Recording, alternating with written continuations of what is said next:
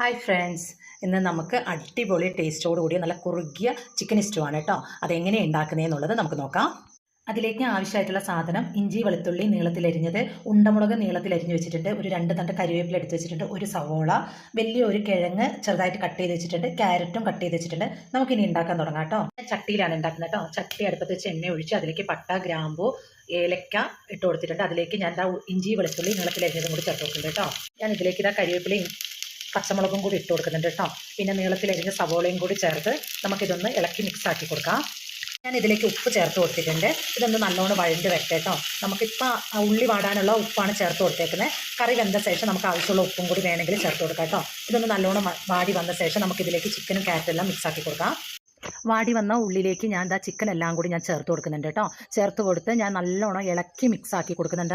ആ വെള്ള കളറ് വരുന്ന വരെ നമുക്കൊന്ന് ചിക്കൻ ഒന്ന് നല്ലോണം മിക്സ് ആക്കി കൊടുക്കണം. ചിക്കനിൽ നിന്ന് കുറച്ച് നമുക്ക് വെള്ളം ഇറങ്ങും കേട്ടോ. നമ്മൾ 2ാം പാലിലാണ് ചിക്കൻ വേവിച്ചെടുക്കുന്നത്. അന്നേരം നമുക്ക് കട്ട് ചെയ്ത് വെച്ചിട്ടുള്ള ക്യാരറ്റ് ചേർത്ത് കൊടുക്കാം. കിഴങ്ങും കൂടി നമുക്ക് ഇതിലേക്ക് ഇട്ട് കൊടുത്തപ്പോഴാണ് എനിക്ക് മനസ്സിലായി ചട്ടിയിൽ കറി കൊള്ളൂല എന്നുള്ളത്. എനിക്ക് ഉച്ചക്കലത്തേക്ക് കൂടി കറി വേണ്ടതുകൊണ്ട് ഞാൻ കുറച്ച് കൂടുതലാണ് ഞാൻ ചിക്കൻ സ്റ്റൂ വെക്കുന്നത്. രാവിലത്തേക്ക് വെള്ളയപ്പത്തിനും വേണം, ഉച്ചക്കലത്തേക്ക് നെയ്ച്ചോറിലേക്കും വേണം കേട്ടോ. അതുകൊണ്ട് ഞാനൊന്ന് ഈ ചട്ടിയിൽ നിന്ന് കറി മാറ്റി ഉരുളിയിലേക്ക് ഇട്ട് കൊടുക്കുകയാണ് കേട്ടോ. എന്നാൽ മാത്രമേ നമുക്ക് തികയുള്ളൂ കേട്ടോ.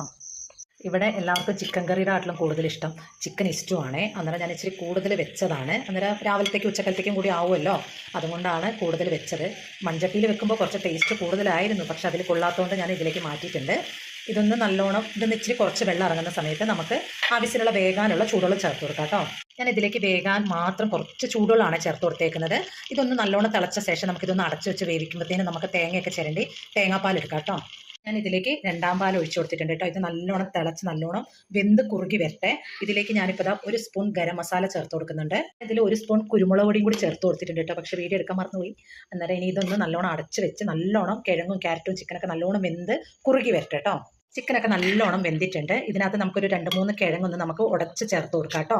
നല്ല കുറുകി, ഇതിലും നല്ല കുറുകിയ കറി വേണമെന്നുണ്ടെങ്കിൽ നമ്മൾ 1ാം പാൽ ഒഴിച്ച ശേഷം നമ്മൾ ഇനി തിളപ്പിക്കില്ലല്ലോ, അത് കഴിഞ്ഞിട്ട് നമുക്കൊരു പശുമ്പാലിനകത്ത് ഒരു ബ്രെഡോ 2 ബ്രെഡോ എടുത്തിട്ട് 4 മൂല കട്ട് ചെയ്തിട്ട് ആ പാലിനകത്ത് കുതിർത്തിട്ട് ഇതിലേക്ക് ഒഴിച്ചിട്ട് അടച്ചു വെച്ചാൽ മതി.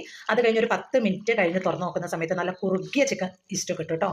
ഞാൻ കുറച്ച് കരിവേപ്പിലയും കൂടി ചേർത്ത് കൊടുക്കുന്നുണ്ട്, കുറച്ച് മല്ലിച്ചപ്പും കൂടി കേട്ടോ ചേർത്ത് കൊടുത്തിട്ട് നമുക്ക് ഈ 1ാം പാലും കൂടി ചേർത്തിട്ട് നമുക്കിനി തിളപ്പിക്കേണ്ട ആവശ്യമില്ല കേട്ടോ.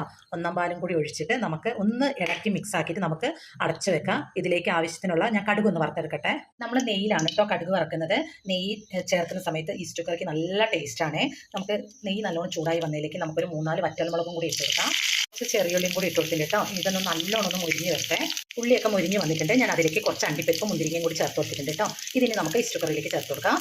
നമ്മുടെ കറി റെഡി ആയിട്ടുണ്ട് കേട്ടോ. നിങ്ങൾക്ക് എല്ലാവർക്കും വീഡിയോസ് ഇഷ്ടപ്പെട്ടിട്ടുണ്ടെങ്കിൽ ഒന്ന് സബ്സ്ക്രൈബ് ചെയ്യണം, ലൈക്ക് ചെയ്യണം, ഷെയർ ചെയ്യണം. അടുത്ത വീഡിയോ ആയിട്ട് കാണുന്നവർ ബൈ.